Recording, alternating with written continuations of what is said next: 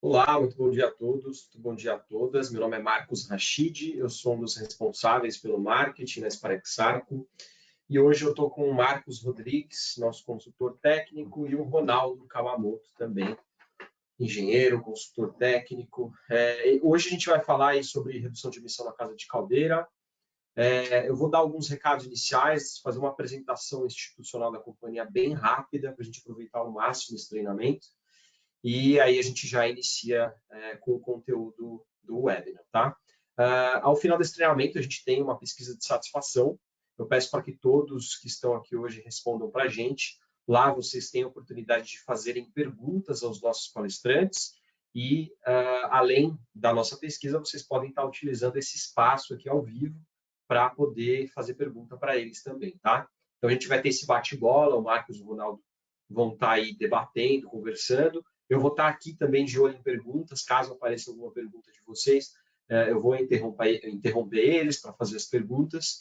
E para todos que responderem a nossa pesquisa de satisfação, a gente emite um certificado de participação nesse treinamento, que é enviado para vocês em até 7 dias, tá? Então, peço para que Marcos e o Ronaldo aí se apresentem, fiquem à vontade aí, daqui a pouco a gente conversa um pouco mais. Bom dia a todos, meu nome é Marcos Rodrigues, eu faço alguns webinários desde 2020, principalmente, né? Na verdade, 2019. E hoje, gente, nós vamos falar da questão de emissões em casas de caldeira e, logicamente, a gente conta com as perguntas de vocês, a participação, o interesse e a motivação, a gente agradece e sejam bem-vindos. Ronaldo, por favor, se apresentar.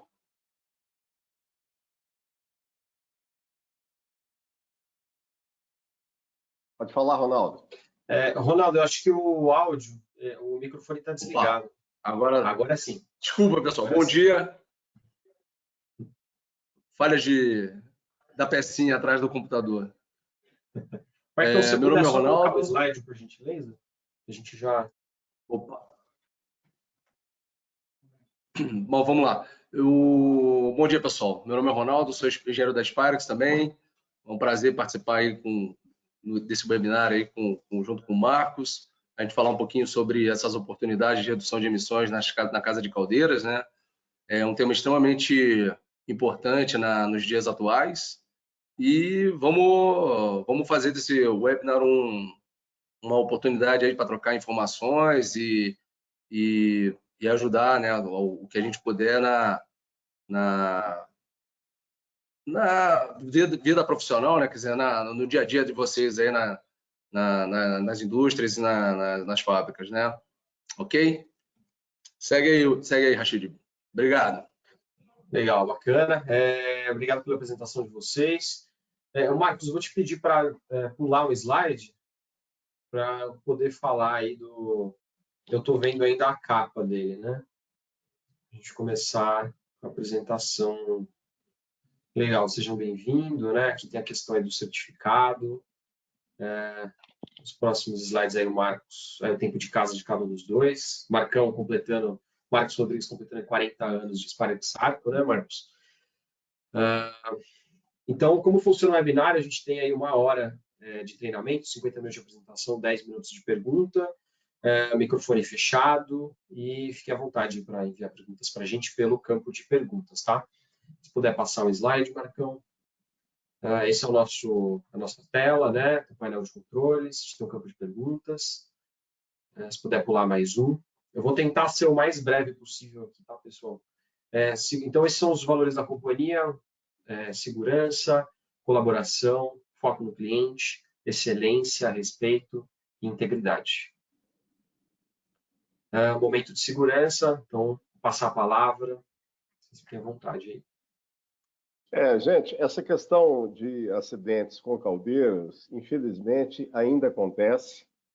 E a gente, logicamente, está apresentando aqui esse pequeno caso. Estou colocando a fonte aqui, mas o que é muito importante?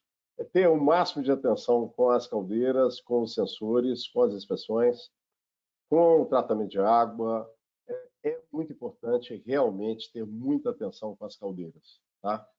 Nós sabemos que todos têm inspeções rigorosas. Hoje, a questão de segurança nas empresas é prioridade, na grande maioria das empresas, e, obviamente, mas a gente, o tempo todo, precisa de falar de segurança. Então, nós, na Sparex, falamos de segurança de manhã, de tarde, de noite, todo o tempo, toda reunião, todo encontro, nós temos que abordar o tema de segurança.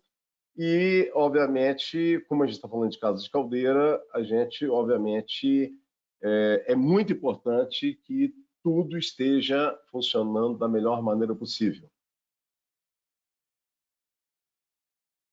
Perfeito, Marcão, obrigado. Então, eu vou apresentar aqui o institucional da companhia, rapidamente. Esse é o nosso grupo, ele é dividido em 3, o Steam Specialty, com a SARP e a Gestra, Electrical Thermal Solutions, com a Malox Thermocox, e a Watson Marlow, que está aí mais um segmento aí do nosso grupo. Essa é a nossa cobertura global, 146 unidades operacionais, 21 escritórios, 21 escritórios de vendas, 21 países que nós temos escritórios de vendas, e presença indireta em 67 países, e hoje a gente tem mais de 10 mil funcionários, sendo mais de 2 mil engenheiros de vendas. A Sparex Sarco no Brasil, a gente tem hoje 43 vendedores externos, 8 escritórios de vendas, e nós temos uma fábrica da Sparex Sarco e uma fábrica da Intercontrols, que é focada em válvulas de controle. A gente atua todo no loop do vapor, desde a geração de vapor até a recuperação de energia, recuperação de condensado. Então, a gente tem um mix de produtos aí para todo o loop, né? Então, vocês podem ver aqui, a gente trabalha com controle de sólidos totais, medição de vazão, purgadores, umidificação, recuperação de condensado e etc. Então, é isso. Eu estou tentando ser o mais breve possível, tá, pessoal? Mais que um fornecedor de produtos, a gente trabalha com todo esse mix aí de produtos, soluções montadas, troca térmica, geração de vapor limpo. A gente tem os nossos treinamentos, esse é treinamento online, tem uma série de treinamentos presenciais que eu vou falar nos próximos slides. A gente tem um time de assistência técnica que atua em várias plantas ao redor do Brasil e a gente também faz auditoria energética. Hoje a gente é uma empresa focada em sustentabilidade. Aqui estão alguns números da nossa companhia. São mais de 18 milhões de toneladas de emissões de CO2 economizadas no ano de 2020. E tem mais alguns números aí do como que a gente está evitando aí as emissões de CO2 e economizando energia. Então, nossos treinamentos presenciais, vou deixar aqui rapidinho para vocês. Quem puder, aponta o celular para o QR Code. Lá a gente tem nosso calendário de treinamentos. São treinamentos focados em eficiência energética, válvula de segurança, focado no segmento farmacêutico. A gente tem uma série de treinamentos em uma série de localidades. Os próximos treinamentos a gente vai ter em Recife, Fortaleza, Goiânia, Porto Alegre, em Cotia, né, aqui na região de São Paulo. São os treinamentos que a gente vai ter nos próximos 2 meses, tá? Então, é uma grande oportunidade aí para desenvolvimento profissional. Fale com a gente consegue dar desconto também nos treinamentos. E é isso. Então... Bem, iniciando o nosso assunto, gente, indo direto ao ponto, para a gente, obviamente, falar aí, nos dedicar aos itens que é a motivação nossa de estarmos aqui. Eu e o Ronaldo vamos fazer uma troca de passes, né? Então a gente vai estar sempre passando a palavra um para o outro.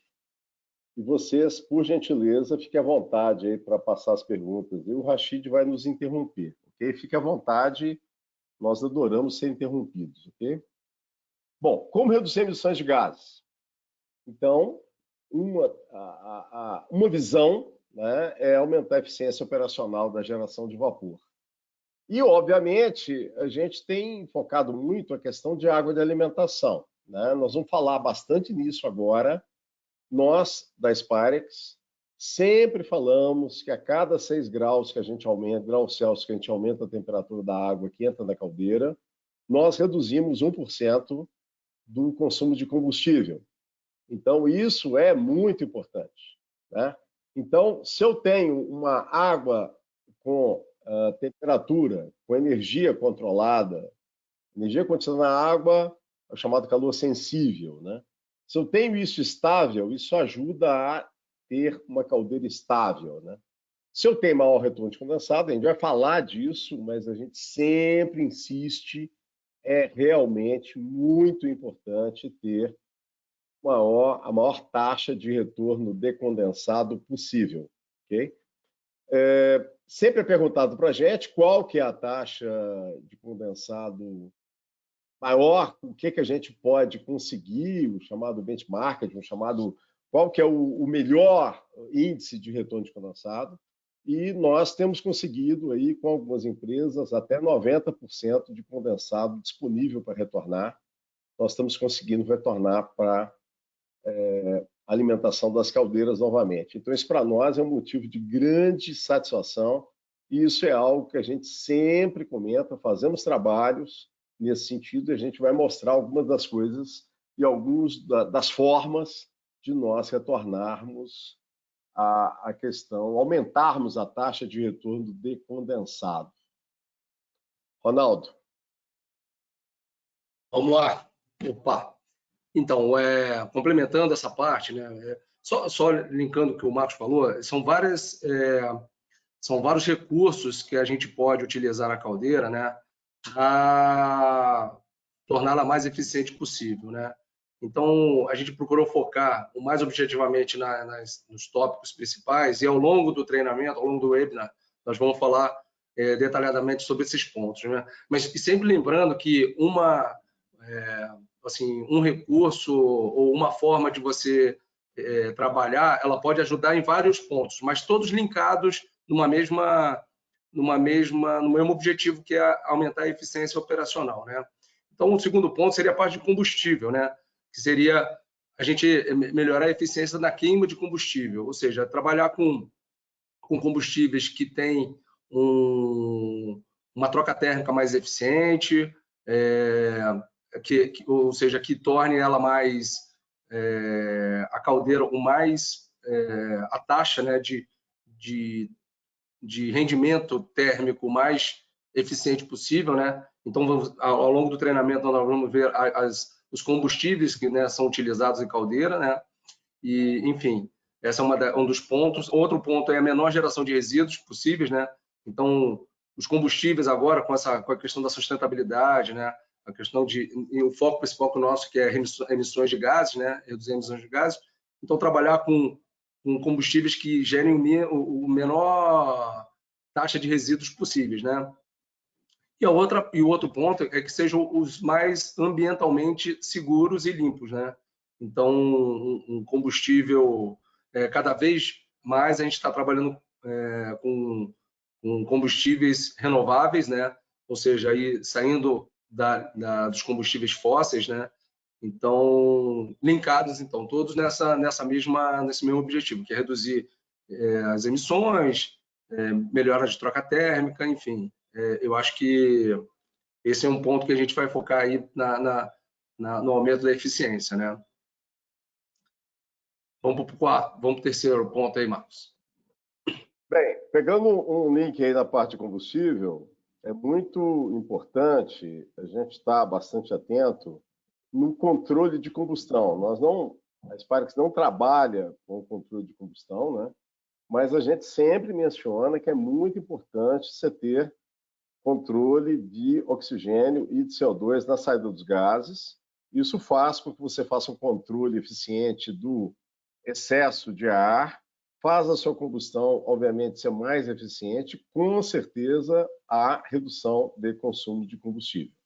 Na questão operacional, quanto menor a quantidade de descargas, e nós vamos estar mostrando aqui como recuperar a energia das descargas, quanto menos incrustação, quanto melhor e mais controlado for o tratamento químico da água, esse sistema que nós vamos mostrar para vocês tem a questão da condutividade da água dentro da caldeira em tempo real, então com isso ajuda bastante, porque obviamente você tem variação da vazão da caldeira, você tem variação da água que entra e obviamente você vai ter mais ou menos concentração dos sólidos totais na água dentro da caldeira. E, obviamente, muitas das vezes a descarga está fixa, a descarga está ajustada para uma periodicidade. Então, nós vamos abordar esse tema aqui, porque realmente nós estamos vendo que vale muito a pena, principalmente para as empresas que têm muita descarga de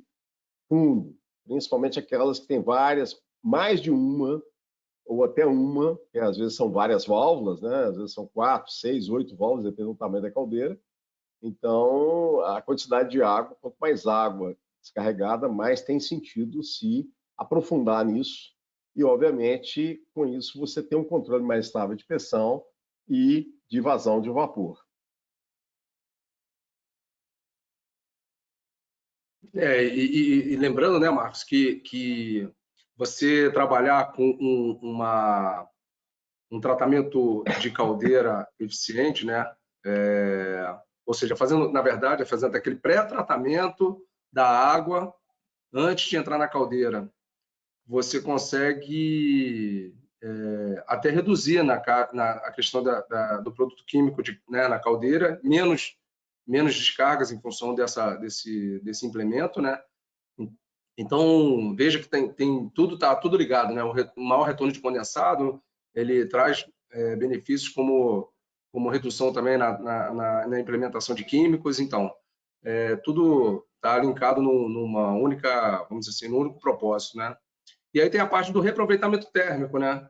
Que é o quarto tópico, né? Que seria a gente reaproveitar energeticamente resíduos, né? Assim, gases que você está jogando para a atmosfera, né? Seja em forma de gases de combustão ou mesmo gases dissolvidos, né? Ou seja, no tanque desaerador, por exemplo, no qual a gente faz a remoção do oxigênio e dos gases incondensáveis, é possível ainda aproveitar o calor, né? Ou mesmo na própria descarga que é feita na caldeira. Então, qualquer reaproveitamento térmico traduz em aumento de eficiência na operação, né, da caldeira. Então, esses 4 tópicos, eu acho que eles abordam de forma mais resumida o que a gente vai falar ao longo do webinário sobre a redução das emissões de gases, né? Bem, a questão do aumento da temperatura da água de alimentação, mas não é só o aumento da temperatura, gente. É exatamente a gente ver se essa água não está tendo variação de temperatura. De novo, desculpe a insistência, a cada 6 graus que a gente aumenta a temperatura da água de alimentação da caldeira, se reduz 1% do consumo de combustível. Isso é muito importante. E tem várias instalações que não possuem termômetro, transmissor de temperatura, nem um PTC na entrada. Então, é algo simples de fazer, é algo simples de instalar, e aí você vai ver exatamente o quê? O que pode significar uma variação dessa temperatura? Nós temos encontrado 5 graus de variação, nós temos encontrado 10 graus, 20 graus, 25 graus de variação de temperatura. Então, essa variação é uma baita de uma oportunidade de nós, obviamente, tentarmos estabilizar e aumentar essa temperatura. Obviamente, com pequenas intervenções, nós podemos ter uma redução significativa do consumo de combustível. Você, Ronaldo?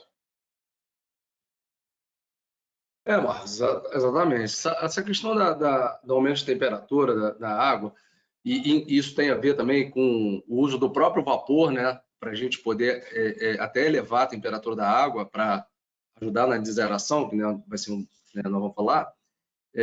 Muita gente questiona assim, mas eu uso vapor para aumentar a temperatura, eu estou desperdiçando vapor. Não está desperdiçando vapor.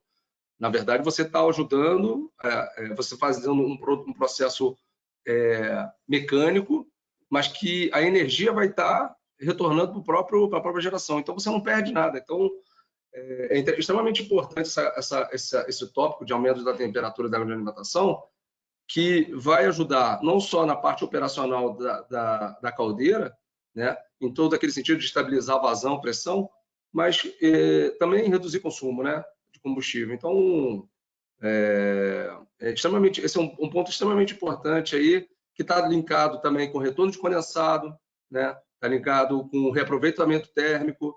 Então, isso aí e aumento de temperatura é ligado diretamente na questão de combustível, né?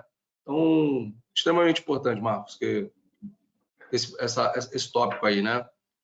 Exatamente. O que é que é importante ressaltar é que tem empresas com um retorno de condensado a taxa de retorno de condensado muito baixa, e aí acaba, principalmente, obviamente, no inverno, né, com a temperatura de água ambiente baixa, entrando com água dentro da caldeira a uma temperatura ambiente, ou próximo da temperatura ambiente. Isso faz, gente, com que haja uma interrupção da evaporação dentro da caldeira, né? Então, é algo que a gente tem estudado aqui no Brasil. Nós não temos o hábito, e não é culturalmente, nós não usamos injeção de vapor em tanques de condensado normalmente, porém, muitas empresas estão fazendo isso e, como o próprio Ronaldo comentou, o vapor que você injeta no tanque de condensado, você vai retornar ele, você vai ter o retorno dessa energia, obviamente, dentro da caldeira. Então, você não perde.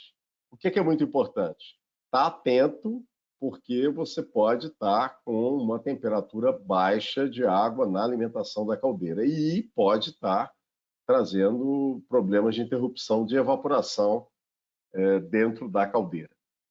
O outro tópico, aumento de retorno de condensado, né? Aqui tem alguns aspectos, sendo que reuso de água, o custo da água está muito elevado, a tendência a cada vez aumentar mais, né? Custo de outorga, custo de tratamento de água, economia de energia, a gente já falou várias vezes, né? Quanto maior eu tenho a água mais aquecida, maior temperatura, eu tenho redução de consumo de combustível, eu tenho redução de produtos químicos, porque eu estou evitando que a água nova entre, a chamada água de make-up, né? E, obviamente, redução de descarga de fundo, né?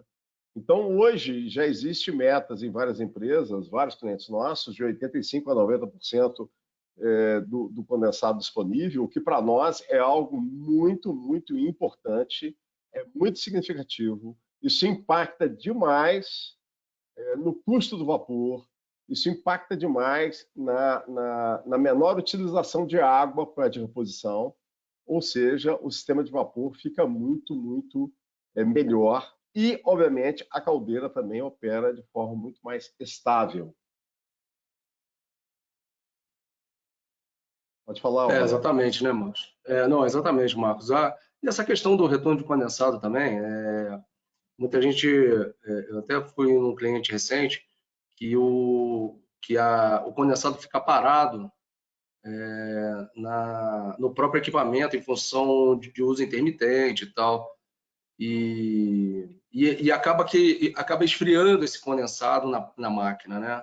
Então, uma energia térmica perdida, vamos dizer assim, né? Então, o ganho não só na parte de qualidade de água, de alimentação, né? É também a energia disponível que ela tem ainda com temperatura, né? Então, assim, é tão importante você retornar com ela pela qualidade, mas é tão importante também pela parte térmica, né?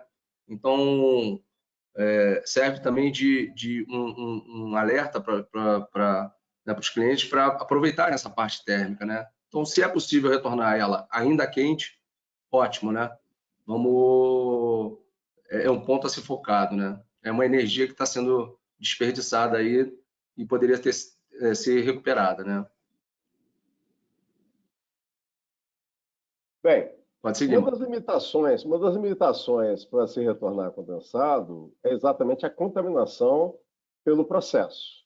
Então, nós temos feito trabalhos, aqui está mostrando um sistema que nós temos para contaminação condutiva, ou seja, nós temos sensor de continuidade, e para contaminação não condutiva, por contaminação orgânica, por óleo, por graxa, gordura, resíduo de leite, por exemplo, qualquer coisa orgânica já seria por turbidez, né? Então, nós temos por turbidímetro. Então, nós temos essas soluções. Aqui estamos mostrando o croquis com as duas soluções montadas, né? Sensor de condutividade, sensor de turbidez, e é algo que tem aumentado bastante a consulta, e a gente tem instalado já vários desses sistemas no Brasil, em função dessa necessidade aí de se aumentar o retorno de condensado.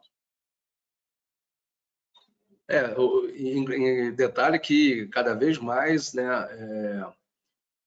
essa questão de condensado sendo jogado fora, as pessoas têm ficado mais atentos, né, porque vê que é uma energia sendo jogada fora, né?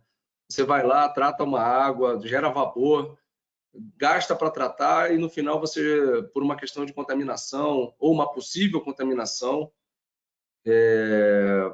joga fora, né? E como a questão do combustível está cada vez mais caro, né? Está cada vez mais onerosa, isso aí torna-se extremamente importante você avaliar se é possível aproveitar. Então, sendo possível retornar o máximo, melhor. E aí, nesse caso, fazer a avaliação se o condensado está contaminado ou não é extremamente importante, né? Até para a preservação da própria caldeira, né? Exatamente. Bem, gente, uma das questões que nós temos visto, né, nos últimos anos é que nós mesmos da Spirax Sarco não dávamos muita atenção para tanques de condensado, né? Os tanques de condensado muitas vezes são de um volume definido pelo fabricante da caldeira, né? Nós não questionamos isso, nós aceitamos, porque isso é uma coisa muito aqui no nosso país, né? Então, aqui no Brasil, para uma caldeira de 10 toneladas hora, existem tanques que normalmente exatamente de 1 hora a 1 hora e meia, ou seja, de 10 metros cúbicos a 15 metros cúbicos. Ocorre que, muitas das vezes, esses tanques ficam operando a 80%, 90% do nível, né? Ou seja, você fica com um tanque com água parada, recebendo condensado, e aí o que acontece? Você tem a convecção da água desse tanque. Para quem não lembra, convecção é uma das formas de transferência de calor, onde, nesse meu exemplo, esse tanque cheio de água, óbvio, a água quente vai ficar na parte superior, a água fria vai ficar na parte inferior, e, obviamente, na parte inferior é que vai sair para a caldeira. Então, nós temos detectado em muitos momentos o quê? Em algumas empresas, você há uma variação muito grande de retorno de condensado. Naqueles momentos que se retorna pouco condensado, devido ao tanque estar com essa necessidade de um nível muito elevado, você acaba entrando com a chamada água de complementação ou água de make-up. E aí você acaba esfriando demais, desnecessariamente. Então, o que a gente tem feito? Nós temos instalado esses visores de nível magnético, como está mostrando aqui, onde você tem uma proporcionalidade para que você opere esse tanque em torno de 50%. A gente não está falando para operar o tanque com níveis muito baixos, mas você tem um sistema confiável de visual, né? Não só visual, mas de instrumentação confiável, para dar confiabilidade para o operador, confiabilidade para a operação. Em hipótese nenhuma pode faltar água para a caldeira. Porém, com isso, nós conseguimos aumentar a temperatura da água que sai ao longo de todo o tempo do tanque, né? E, obviamente, quanto menos água aí, menos perda de energia eu vou ter, né? Essa é uma questão. Outra questão que a gente tem visto vários desses tanques com o chamado ladrão, uma tubulação lá, que muitas das vezes, devido a uma golfada ou um retorno repentino, se joga muita água quente, que a parte está em cima do tanque, fora, né? Então, é um outro motivo para você, logicamente, operar o tanque não tão lotado, não com nível tão elevado, né? E, por último, a questão dos injetores de vapor, que a gente está mostrando aqui, não são aqueles injetores de caldeira, injetores para exatamente você pegar o chamado vapor flash, né? não sei se é de conhecimento de todos, todo sistema de vapor, nós temos a questão da água, que está a uma temperatura muito elevada, por exemplo, antes de purgadores, e que, obviamente, ao passar essa água para uma pressão mais baixa, você tem um fenômeno chamado reevaporação, né? Então, você tem o chamado vapor flash. Então, os sistemas de vapor saturado têm sempre vapor flash. E muitas das vezes, esse vapor flash sai para a parte superior dos tanques, e com esses injetores nós temos aproveitado essa energia desse vapor flash para que nós aumentemos a temperatura da água do tanque, consequentemente, a temperatura da água que vai para a caldeira. Dessa forma, nós estamos não só fornecendo tanques novos, mas adequando, são adequações muito simples, né? Vocês estão vendo ali na entrada de água de complementação uma válvula de controle, muitas vezes se usa válvula solenoide ou válvula de esfera atuada, muitas vezes a bomba liga, a bomba desliga, ou seja, se entra uma quantidade muito grande de água à temperatura ambiente, esfriando a água dentro do tanque e, consequentemente, reduzindo a temperatura da água que vai para a caldeira, né? É isso, Ronaldo. Marcão e Ronaldo, desculpa, só uma interrupção rápida. Aproveitando esse gancho que você está falando aí de injetores de vapor, o Fernando ele trouxe para a gente uma pergunta. Eu queria que vocês, se possível, aí, respondessem para a gente, tá?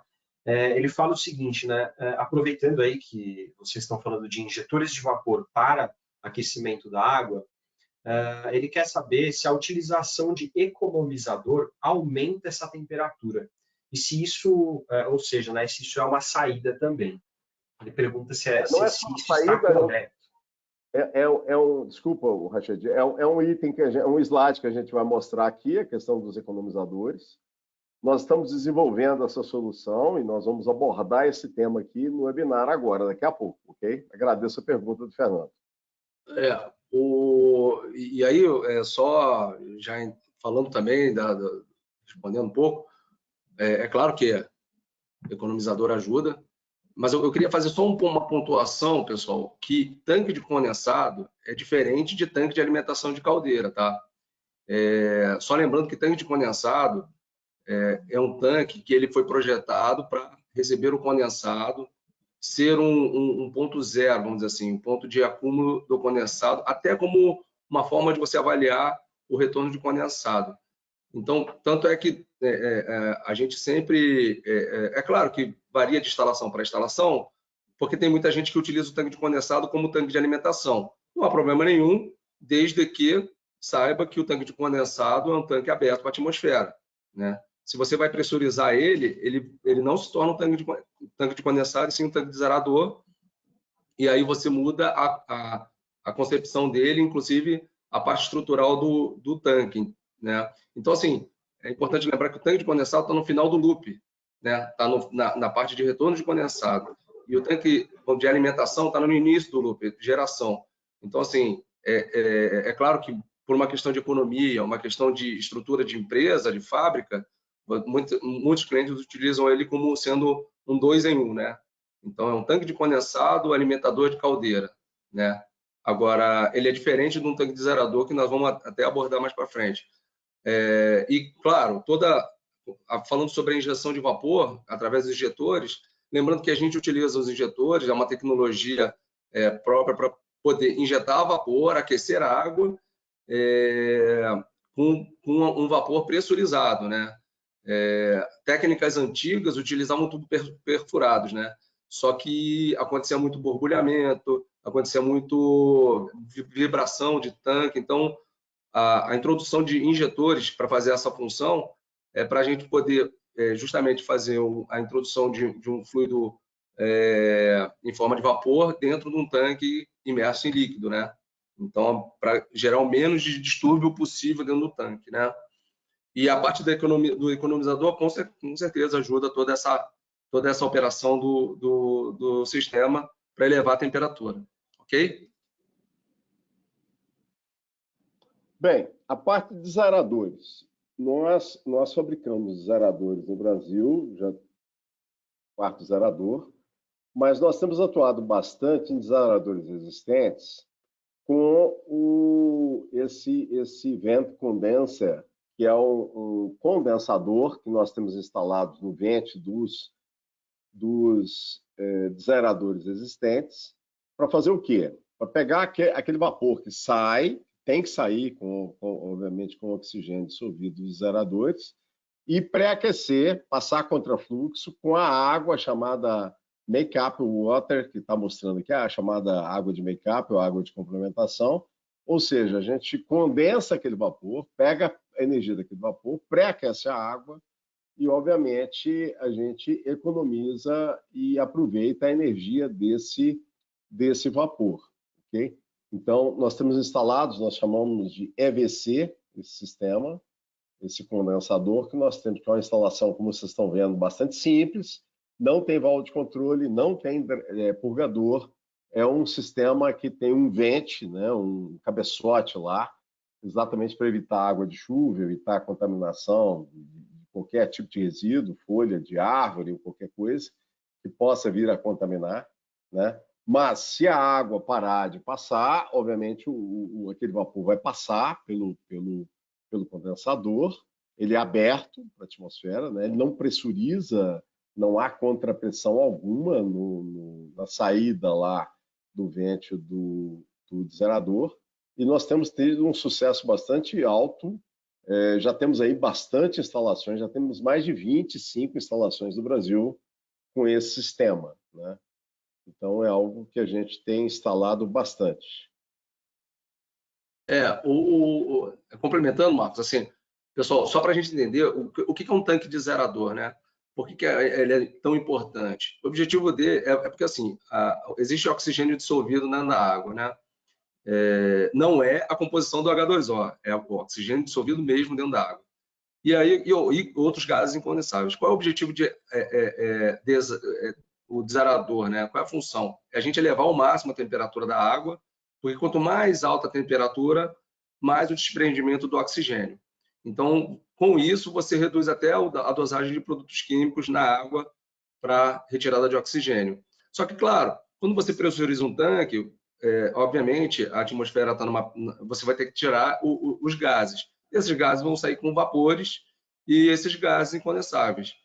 Então, naquele tópico de reaproveitamento energético, nós idealizamos, né, e colocamos esse trocador, que é justamente aproveitar a energia térmica ainda desses gases removidos e transformá-lo em energia térmica de água de alimentação, né? Então, por isso que ele está instalado na linha de make-up water, né?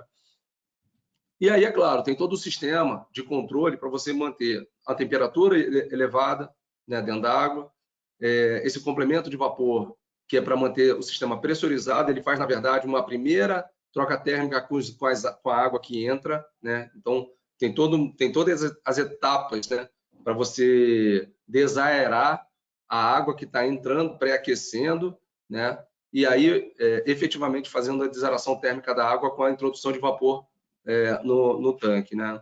E juntamente a isso, a dosagem de químicos, porque a gente entende, quer dizer, eu já conversei bastante com as empresas de tratamento químico, que você fazer um pré-tratamento químico correto na água, você até diminui a quantidade de produto químico dentro da caldeira. Ou, pelo menos, porque você precisa de um tempo de residência também, né? Então, assim, é importante a gente fazer até um trabalho em conjunto com as empresas de tratamento, né? É uma parceria muito legal que a gente busca, né? Então, justamente para quê? Para a gente condicionar a água e torná-la o mais útil possível na caldeira, né? Vamos dizer assim, o mais qualificado na caldeira, que também tem a ver com o tópico que a gente falou lá no início, tá? Beleza, Marcos? Ótimo. Bem, uma das coisas que nós temos trabalhado, como mencionei, é um sistema de controle de condutividade automático para exatamente nós instalarmos uma descarga de superfície. O sistema de descarga de superfície ele tem sentido exatamente quando a quantidade de descarga de fundo está muito elevada e você tem ganho. Por que você tem ganho? Primeiro, porque você estabiliza a condutividade da água dentro da caldeira e você pode até manter isso em níveis até um pouco mais elevados do que você está operando hoje. Então, quanto mais concentrado você consegue operar a água da caldeira, menos descarga você vai ter a necessidade de executar na caldeira. E, obviamente, o que acontece? A gente acaba tendo a possibilidade de pegar essa energia, como está aqui na indicação das setas vermelhas, e pegar essa água, colocar isso num sistema de recuperação de energia, onde o flash, eu vou entrar com ele no tanque de condensado ou no desgerador, e a água condensada eu passo num trocador de calor e pré-aquecendo a água de alimentação. Desta maneira, você aproveita uma quantidade bastante razoável dessa energia, fazendo com que aumente a temperatura da água do tanque de condensado, se for o caso, ou reduz a quantidade de vapor que você vai ter necessidade de utilizar no desgerador, né? E, com isso, o que acontece? Nós aproveitamos esta energia, né? Então, sempre é perguntado para a gente, Marcos, mas por que eu não posso utilizar a energia da descarga de fundo? É importante ressaltar que na descarga de fundo, são válvulas que devem abrir e fechar muito rapidamente, em torno de 4 a 5 segundos. E o que acontece? Você tem um jato, né? E que várias empresas que já tentaram, já tiveram contaminação ao se tentar aproveitar a energia da descarga de fundo. Além do que, são jatos muito curtos, de alguns segundos, o que muitas das vezes não é fácil de, tecnicamente, se conseguir aproveitar essa energia, né? Nem com trocador de calor, nem com qualquer sistema, devido a você ter uma descarga muito rápida, né? É uma vazão muito intensa, né? E pontual, né? Ela não é contínua, né? Ela é intermitente, né? Ou seja, imagina, uma descarga por hora, você vai ter 5 segundos de 1 hora, né? Então, como é que você... na hora que você faz um payback, na hora que você tenta aproveitar isso, você tem sérios problemas, né? De aproveitar isso. Aqui não. Aqui você tem uma descarga de superfície, e aí essa descarga de superfície você realmente pode aproveitar com total tranquilidade, porque realmente o sistema evita qualquer tipo de contaminação. Então, isso é que a gente tem instalado, tanto o sistema de controle de condutividade de água de caldeira, como a recuperação da energia da descarga, né? É isso. Perfeito. E, Marcos, assim, só lembrando, pessoal, que é uma coisa que eu sempre falo, né, toda vez que vou falar sobre caldeira, né, com os clientes, que é assim, a descarga de fundo e a descarga contínua, ou a descarga intermitente, né, que é de fundo, e a descarga contínua, que é tradicionalmente a de superfície, elas têm funções diferentes, né? Porque o fabricante de caldeiras, né, ou mesmo o pessoal do tratamento, eles têm interesse em fazer a renovação da água, né, a desconcentração da caldeira. Mas, a preocupação fica muito focada na forma de tratamento, mas não pensam na forma da descarga, né? E a gente trabalha muito a forma da descarga, né? Como descarregar, porque são funções diferentes. Descarga de fundo rápida e intermitente necessita o quê? De arraste, tirar lodo, tirar uma alta concentração de sólidos que ficam no fundo da caldeira, vamos dizer assim, né? São lodos que são formados, né? E muita gente aproveita para, justamente, já que está tirando a água do interior, já ele utiliza esse tipo de descarga como sendo a única da caldeira. Mas se for pensar em termos energéticos, você não consegue aproveitar, né? Então, assim, por isso que a gente está falando sobre a descarga contínua ou descarga de superfície, e daí é uma forma de desconcentrar também a caldeira, inclusive é uma forma até mais econômica de você desconcentrar a caldeira, e você ainda assim aproveitar termicamente essa descarga, né? Então, fazer todo esse loop, no caso aqui de aproveitamento térmico, seja com vapor flash, da formação, né, da descarga, né? Na hora que você descarrega, você forma flash, e também da água descartada, que você joga fora, mas aproveita termicamente, né? Então, você tem esse aproveitamento energético que na descarga de fundo você não consegue, né? Em função da forma. Então, o importante mencionar aqui é que a gente está falando de duas formas de fazer desconcentração de caldeira, ok? Então, assim, esse seria um complemento, ou até mesmo, eu já vi clientes que utilizam somente descarga de superfície ou descarga contínua para fazer a desconcentração de caldeira e o tratamento. E não tem formação de lodo. Então, alguns até substituíram a descarga de fundo. É claro que a gente não incentiva isso, porque é possível que você necessite, então a gente não fala, obviamente, para não tirar, mas a alternativa de você usar o descarga de superfície é uma ótima alternativa, muitas vezes, para o seu processo, né? Para a sua caldeira. Né? Beleza, Marcos? Muito bem. Muito bem, então, a questão do combustível, como o Ronaldo e eu já comentamos no início, a questão do chamado poder calorífico inferior, que é a energia contida de forma conservadora em cada combustível, eu esqueci de mencionar, gente, para gás natural não é quilocal por quilo, e sim quilocal por metro cúbico, tá? O restante é tudo quilocal por quilo, tá? Então ficou faltando aí essa observação. Mas o que chamou bastante atenção? Nós tivemos aí nos últimos 3 anos uma modificação bastante grande de várias empresas, porque o custo do gás natural aumentou bastante, né? Agora já deu uma pequena queda. E aí o que acontece? Muitas empresas passaram ou mudaram a sua matriz energética para queima de biomassa, quer seja lenha, quer seja cavaco, que é a chamada lenha picada, né? Com várias origens, né? Ocorre que agora, em muitas regiões do nosso país, nós estamos tendo, entre aspas, um apagão da biomassa por novas fábricas de celulose, por questões regionais, falta de áreas de reflorestamento. Então, ou seja, nós temos também hoje uma tendência, e isso realmente é bastante regional, um aumento do valor da biomassa, por isso que hoje ainda há uma diferença, há uma vantagem, né?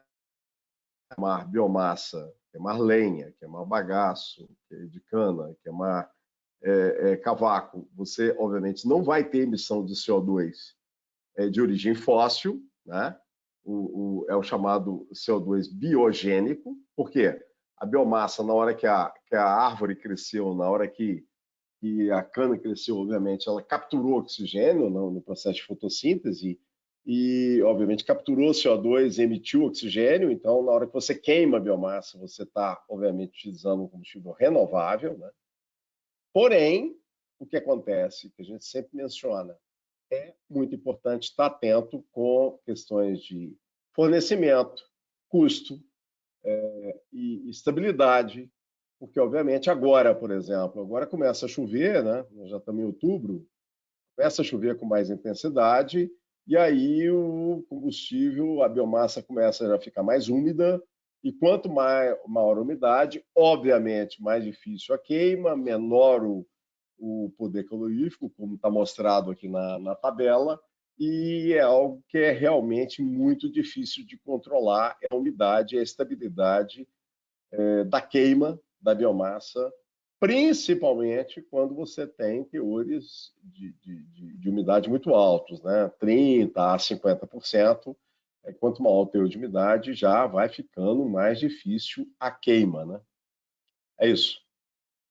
E complementando, né, Marcos, assim, a questão, como você falou aí, né, a cadeia logística, ela cada vez mais está se falando, né? Então, assim, o pessoal fala, eu utilizo lenha, eu utilizo cavaco, mas e o custo de transporte, né? E o custo, que eu digo assim, e o impacto do transporte, né? Ou seja, você transportar em caminhões que utilizam diesel e estão emitindo gases, né? Então, assim, fica meio que um balanço de emissões de gases, fica não somente no foco da geração de vapor, mas também tem toda a parte logística, né? A parte até de obtenção, né? Eu fui em alguns clientes que têm uma extrema dificuldade de obter lenha ou cavaco, né? Então, eles têm gás natural porque tá disponível, né? E até porque também emite menos, enxofre, né, nas suas emissões, né? O que é muito mais prejudicial. Então, tem todo aquele balanço de termoenergético e também de emissões que tem que ser contabilizado, né, na cadeia como um todo, né? Então, fica esse alerta. É claro que não existe uma fórmula perfeita, né? Depende muito da região. O Brasil é um país muito extenso, onde existe a dificuldade de logística, né? E até em função também do custo mesmo, né? Cada vez mais aumentando os custos, né? De combustível, né? Então, formas alternativas de se ter combustível ou de utilizar o combustível e torná-lo ele mais eficiente possível é um grande desafio, né? Então, fica esse ponto também na parte de logística de obtenção de combustível, né? Correto, Marcos? Exatamente. Vamos passar então, e logicamente tem a questão do controle de combustão. Como eu estou mostrando aqui no slide, você tem um combustível, então você tem uma vazão de combustível no poder calorífico. Você tem uma água entrando, obviamente, com a vazão de água, que obviamente é compatível com a vazão de vapor, né? Cada litro de água, cada quilo de água vai virar 1 quilo de vapor. E essa água tem o chamado calor sensível, né? Energia contida na água. E aí eu vou produzir vapor, que vai ter uma vazão de vapor, e eu vou ter a energia total, né? A quantidade lá em quilocal ou quilojoule por cada quilo de vapor contido, né? Então, a gente, obviamente, tem a questão da eficiência da combustão, que é exatamente essa conta, que é exatamente a vazão de vapor, que é a energia total contida no vapor, menos a energia contida na água, né? Então, você percebe que quanto maior a temperatura, né? Quanto maior a temperatura da água, né? Eu tenho 80 graus Celsius em cada quilo de água, 80 graus Celsius vezes o calor específico de 1 quilocal por quilo por grau Celsius, eu vou ter 80 quilocal por cada quilo de água, né? Então, obviamente, a minha eficiência vai ser... você vai ter eficiência aí em função uma eficiência maior em função da maior temperatura e maior energia contida na água, né? E, obviamente, o que acontece? Você acaba tendo a caldeira, como eu mencionei, também mais estável, né? Então, isso aqui é muito importante de ressaltar. E outro ponto, Marcos, é a questão do que a gente falou, né? De você ter um controle interno, né? Na caldeira, ou seja, você tendo a maior eficiência, né? Dessa troca térmica entre o combustível queimado, né? E a troca térmica com a água que entra, para você torná-la o mais eficiente possível. Isso tem a ver com a forma de você trabalhar a caldeira, a forma de conservar a caldeira, então menos incrustações, né? Então, aí vem a importância de você fazer as avaliações internas de caldeira, né? De como está o estado dela internamente, como é que ela está, se ela está incrustando muito, se ela está tendo uma baixa eficiência na questão do tratamento químico, ou mesmo do tratamento interno, ou e da forma operacional, né? Da forma operacional, de tudo como a gente falou, né? Então, assim, entrando com água mais elevada, como você mencionou aí. Então, assim, fazer ela ser ela é um ponto justamente onde você vai avaliar a eficiência tanto do combustível que você utiliza, da troca térmica utilizada, da incrustação, né? Então, envolve mais, vamos dizer assim, envolve um conjunto não só de itens a serem verificados, como também de profissionais a serem utilizados, né? Porque daí você tem um inspetor de caldeira, você tem o tratamento químico, né? As empresas de tratamento, e nós, como fornecedores de equipamentos, para fazer a parte operacional da caldeira. Então, eu acho que é um trabalho em conjunto aí que visa, no final das contas, tornar o rendimento, né? No caso aqui mostrado na fórmula, tornar esse rendimento o mais alto possível, né? Exatamente. Já finalizando, comentando a questão do economizador, que foi perguntado, nós estamos avaliando, desenvolvendo, alguns clientes têm nos consultado a questão dos economizadores. Nós temos avaliado que o economizador ele está inserido num sistema, né, como vocês estão vendo aqui no croquis, né? Por exemplo, o economizador, vocês percebam que a água entra por cima, o economizador fica acima do nível da caldeira, tá? Tem alguns economizadores que operam a água entrando por cima dele ou por baixo, mas de qualquer maneira nós entendemos que é um ponto alto, ou seja, vai ter formação de água, formação de ar. Ar vai estar presente aí dentro do economizador e dependendo do formato do economizador, eu vou ter dificuldade de tirar todo esse ar. É um dos aspectos. Outro aspecto é a questão de queda de pressão dessa água em determinadas caldeiras por vários motivos e a água está sujeita à evaporação dentro do economizador. Então, nós estamos avaliando uma série de situações em que não é apenas se instalar o economizador na caldeira, precisa avaliar o sistema, o circuito, e nós estamos avaliando termos esses dispositivos, esses acessórios, junto com os economizadores, já que nós temos encontrado vários economizadores de vários fabricantes com uma série de restrições operacionais, né? E aí, como eu mencionei, nós temos avaliado o que existe para estarmos desenvolvendo, já que alguns clientes têm nos consultado para nós oferecermos uma solução de um sistema de economizador com um nível de confiabilidade alto, né? E é o que a gente está trabalhando atualmente. Estou lembrando, né, pessoal, que o economizador visa você aproveitar a saída dos gases da combustão. Lembrando que cada tipo de combustível tem um ponto de temperatura de saída seguro, né? Ou seja, para não formar ácido sulfúrico, formar, enfim, não degradar a caldeira em função da condensação dos gases, né? Então, cada tipo de combustível tem uma temperatura de saída. Então, ao pensar no economizador, tem que avaliar se tem possibilidade de uso em função da temperatura de saída dos gases, tá? Então, não é meramente colocar um economizador para aproveitar, tem que avaliar se ele não vai ser prejudicial ao operacional da caldeira, né? A chaminé, no caso, se não pode gerar um gás corrosivo, né? Mas o aproveitamento térmico energético é sensacional, né? Porque você está aproveitando uma saída de gases de combustão. Então, volta aquela questão do reaproveitamento da energia perdida, né? Só isso aí.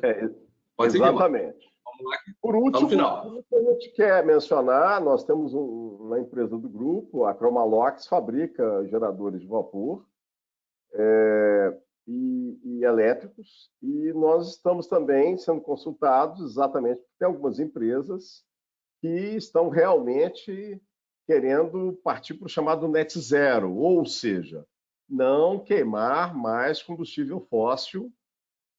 Algumas empresas não podem ter biomassa por questões ambientais, pelo local que próximo de cidade, próximo de centro urbano, o órgão ambiental muitas vezes não aceita que se queima biomassa, e aí uma alternativa é ter a geração de vapor com eletricidade, né? Então a gente tem começado a fazer esses estudos, temos algumas alternativas e a gente se coloca à disposição para avaliar essa alternativa aí com nossos clientes, obviamente verificando os diversos aspectos e a disponibilidade de energia, o sistema necessário para você ter geração de vapor com elétrica e os diversos aspectos. Perfeito, né, Marcos? E esse ponto aí do gerador de vapor elétrico, pessoal, que totalmente focado na parte de sustentabilidade, na parte de net zero, como o Marcos mencionou. É claro que tem limitações, né? Ele não é, enfim, ele não tem uma capacidade, pelo menos os atuais, não tem a capacidade de geração de grande volume de vapor, né? Mas eles são altamente eficientes, né? Até porque resistência elétrica tem uma eficiência de troca térmica absurda, né? Muito maior do que gás, com combustível de queima, né? Mas aí tem as implicações na forma, né? E no operacional dela. E, enfim, que daí tem que ser avaliado o que é mais interessante, né?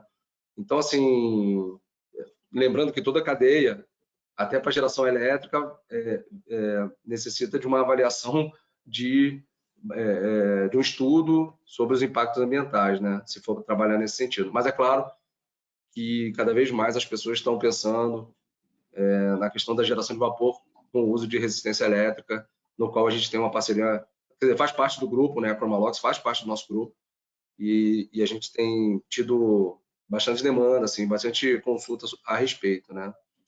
Mas é uma oportunidade, sim, bem interessante a ser estudada, tá? Eu acho, Marcos, que chegamos no fim, né? Dentro do horário. Exatamente.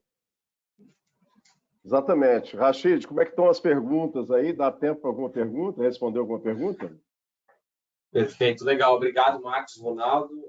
Eu vou fazer uma pergunta, só para a gente também não sair. Ao longo do treinamento, a gente só teve uma pergunta, então eu vou mandar para vocês mais uma pergunta aí e peço para que o pessoal utilize a nossa pesquisa para estar fazendo perguntas. E aí o Marcos Rodrigues e o Ronaldo eles vão estar respondendo por e-mail para vocês, tá? Então, é uma pergunta aqui a respeito de descargas. Então, seria o ideal, seria o correto a utilização de 2 tanques para descarga, um de contínua e outro intermitente. Isso é o ideal? Isso é o correto?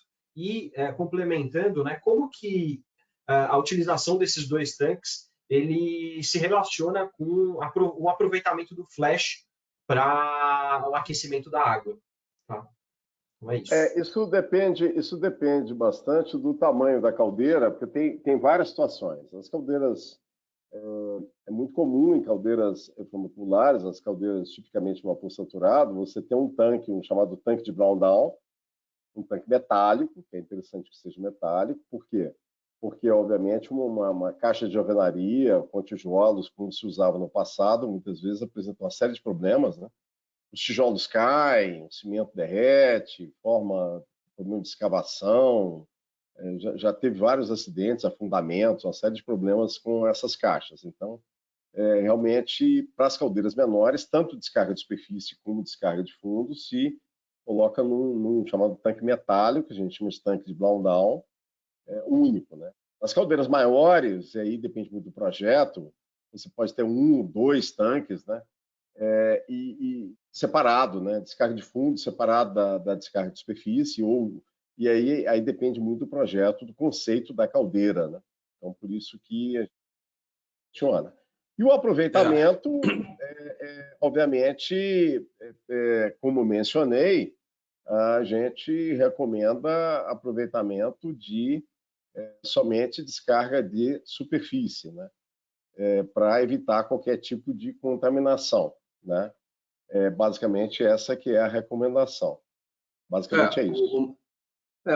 Só fazendo um adendo, né, complementando o que o Marcos comentou, na verdade, assim, e até respondendo a pergunta, se você for fazer um aproveitamento da energia da descarga de superfície, naturalmente você vai botar um tanque que vai aproveitar o vapor flash, e no caso que seria um tanque flash, e aí desse tanque, do residual de condensado da água que vai passar por esse tanque, ele vai para um outro tanque, que aí seria o tanque de blow down.